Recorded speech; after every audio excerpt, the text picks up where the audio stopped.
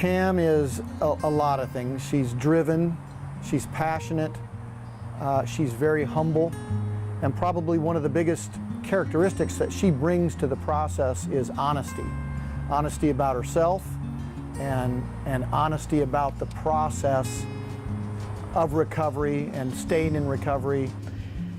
So her role in the treatment world has gone from taking over the executive directorship of a very small nonprofit to being on the forefront of the recovery movement in Portland and the different places that she volunteers her time on a constant basis. The woman apparently has more hours in her life than the rest of us have.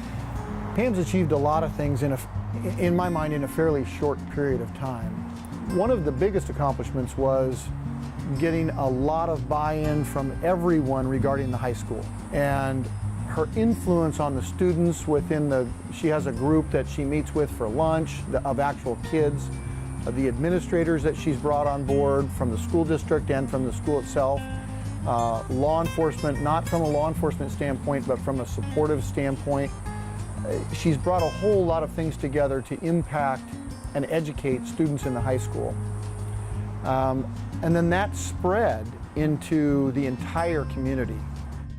I think it's hard for people to go into a high school and try to get people excited about, you know, recovery from drug and alcohol abuse, but I don't know, she's the person for that. I think what's really hit home for her is that there's so much more information and resources today than there ever was when we were in high school. And you know, she'll be the first person to tell you, I'm not here to be the party killer, I'm not here to tell you you can't do this and you can't do that. I just want people to have information and know what's out there, because she feels like had she known this, she might have made different choices, and she just wants kids to make different choices today.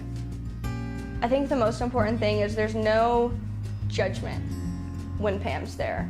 And you know, Pam's very open about you know, struggles she's had in her life, and that helps other people open up and tell the same. I think one of the things Pam is really passionate about is getting the word out. Say it's okay, you know, these are realities. We don't have to do this behind closed doors anymore. We need to be talking about this. I am a person in long-term recovery, and matter of fact, I celebrated 23 years on the 13th.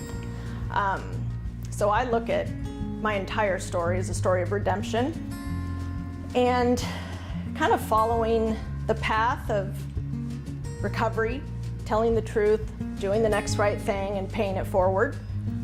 I was 26 years old when I got sober, and everyone up to that point, life was difficult, and I kept trying to outrun it, tried to control it, tried to move, tried to do all these different things that typically people do. And I kept thinking something's off, something's not right. And why is it that I can't control this? And how come everyone else looks like they're managing and doing what they're supposed to?